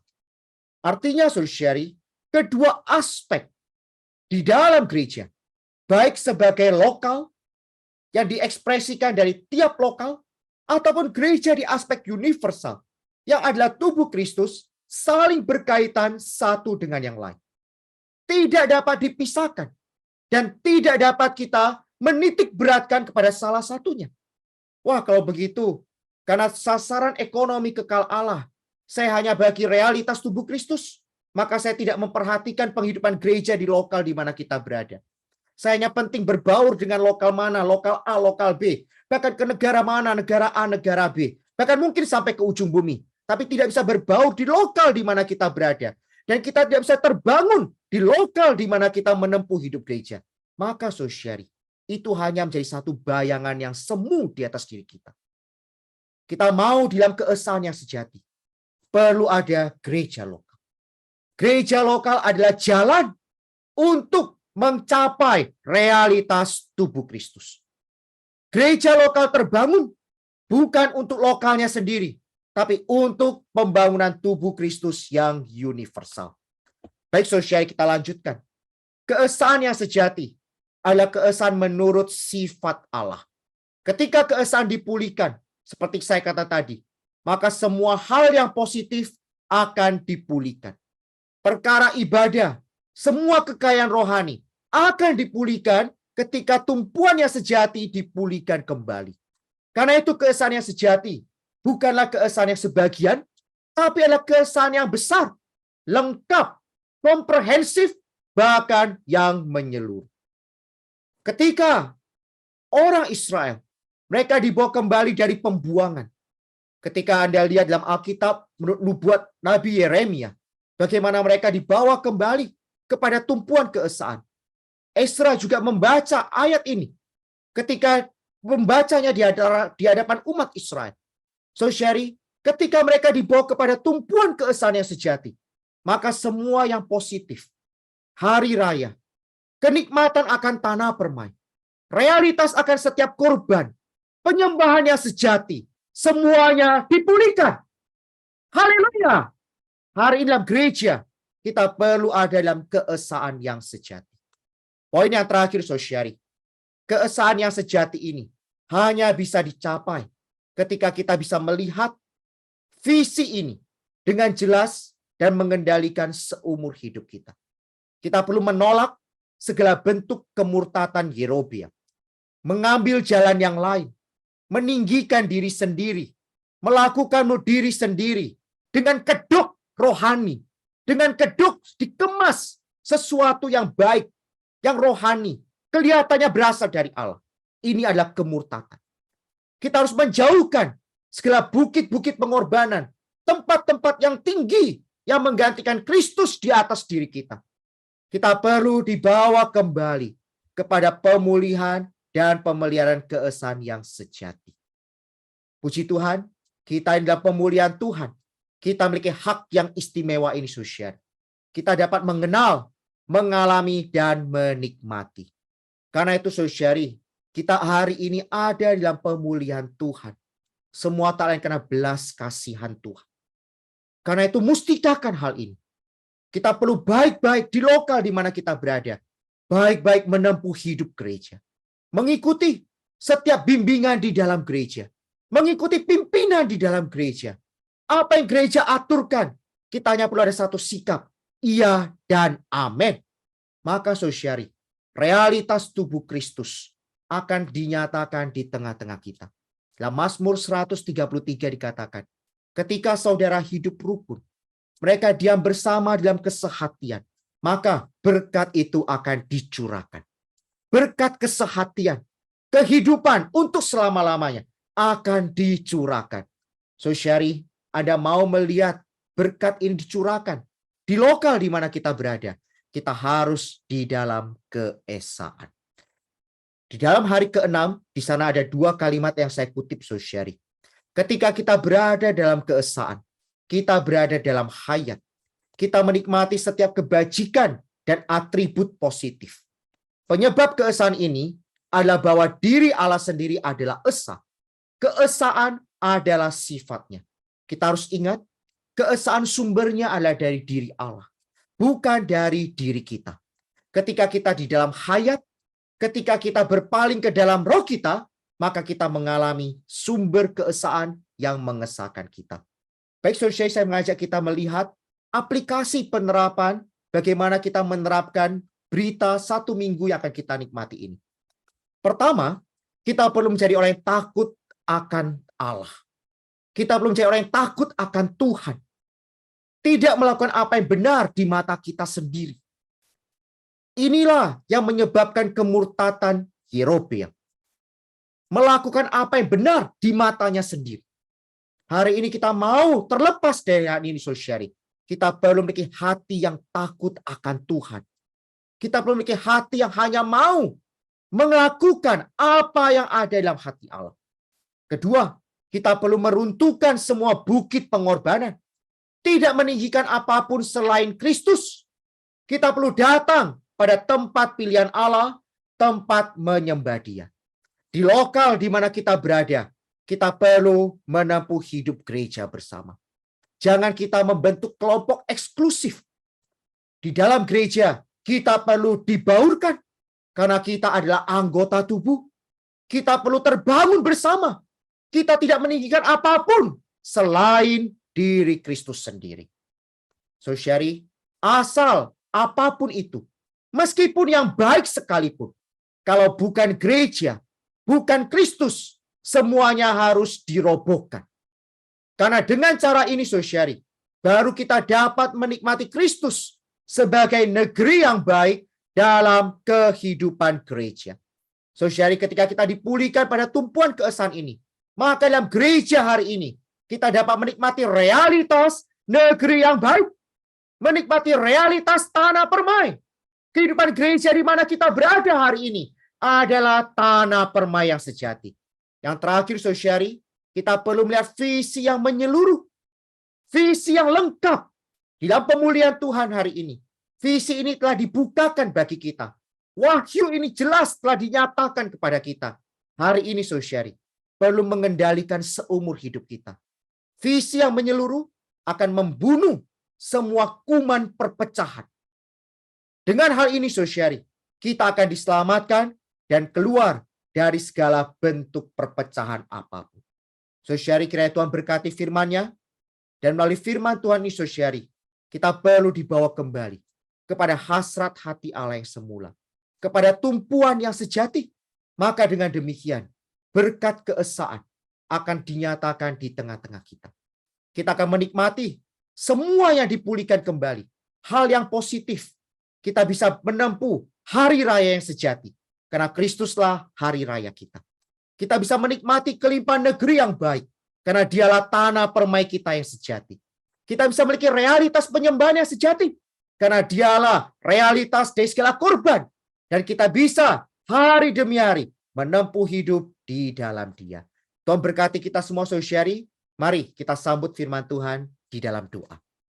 Terima kasih ya Tuhan atas firman yang kami dengar pada malam ini. Kiranya sekali lagi membukakan mata hati kami, mengingatkan diri kami, memperingati kami hari ini, agar kami tidak jatuh ke dalam kesalahan yang sama seperti yang dilakukan oleh bangsa Israel. Agar kami tidak jatuh ke dalam kemurtatan, mengambil jalan yang lain selain diri-Mu. Agar kami terlepas dari segala bukit-bukit pengorbanan, tempat-tempat yang tinggi, meninggikan apapun selain diri-Mu. Tuhan, selamatkan kami hari ini, bahwa kami terlepas dari semua perkara yang negatif ini, agar kami dapat dipulihkan pada tumpuan keesahan yang sejati. Pulihkan kami semua ya Tuhan, penghidupan gereja di tempat kami berada hari ini, penuh dengan diri-Mu, penuh dengan kelimpahan-Mu, penuh dengan segala realitas yang positif, realitas yang rohani, sehingga hidup gereja kami hari ini senantiasa semakin terang benderang. Jalan yang kami tempuh hari ini adalah jalan yang menuju Sion, tempat di mana Engkau berkenan. Mendapatkan kami hari ini sebagai orang-orang yang hidup bagi kepentingan-Mu hari ini. Berkati firman-Mu ini ya Tuhan, kiranya tidak lewat demikian saja, tapi jadikan kami hari ini menjadi pelaku-pelaku firman-Mu. Mulia bagi-Mu ya Tuhan, berkat bagi anak-anak-Mu. Dalam nama-Mu Tuhan kami Yesus Kristus, kami berdoa dan bersyukur. Amin.